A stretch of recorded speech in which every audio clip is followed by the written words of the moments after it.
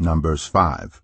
The Lord said to Moses, Command the Israelites to send away from the camp anyone who has a defiling skin disease or a discharge of any kind, or who is ceremonially unclean because of a dead body.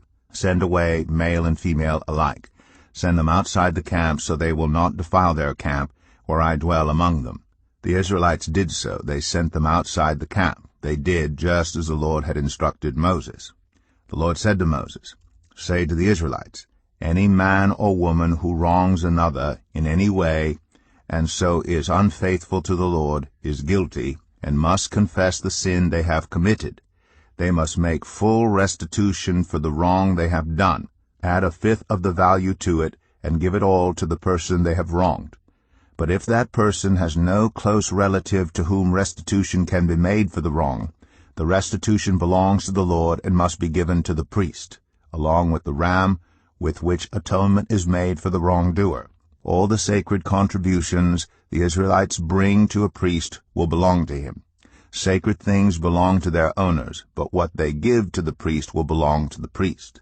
Then the Lord said to Moses, Speak to the Israelites and say to them, If a man's wife goes astray and is unfaithful to him, so that another man has sexual relations with her, and this is hidden from her husband, and her impurity is undetected, since there is no witness against her, and she has not been caught in the act, and if feelings of jealousy come over her husband, and he suspects his wife, and she is impure, or if he is jealous and suspects her even though she is not impure, then he is to take his wife to the priest. He must also take an offering of 1/10 of an ephah of barley flour on her behalf. He must not pour olive oil on it or put incense on it, because it is a grain offering for jealousy, a reminder offering, to draw attention to wrongdoing. The priest shall bring her and have her stand before the Lord. Then he shall take some holy water in a clay jar and put some dust from the tabernacle floor into the water.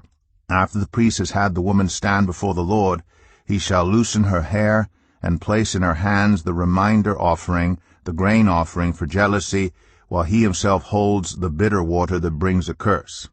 Then the priest shall put the woman under oath and say to her, If no other man has had sexual relations with you, and you have not gone astray and become impure while married to your husband, may this bitter water that brings a curse not harm you.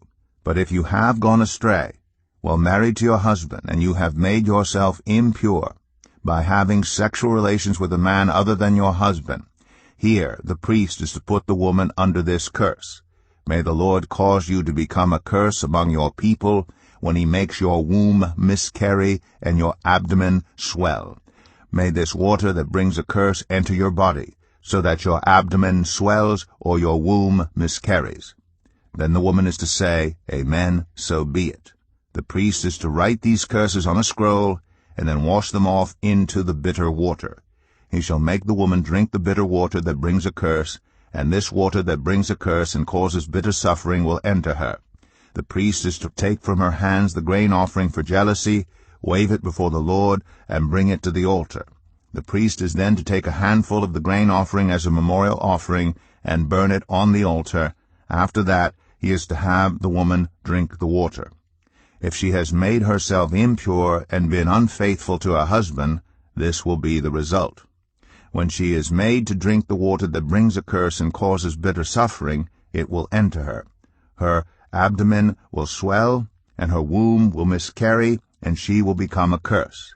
If, however, the woman has not made herself impure but is clean, she will be cleared of guilt and will be able to have children.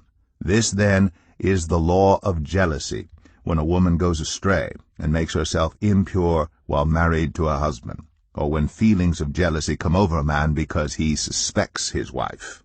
The priest is to have her stand before the Lord and is to apply this entire law to her. The husband will be innocent of any wrongdoing, but the woman will bear the consequences of her sin.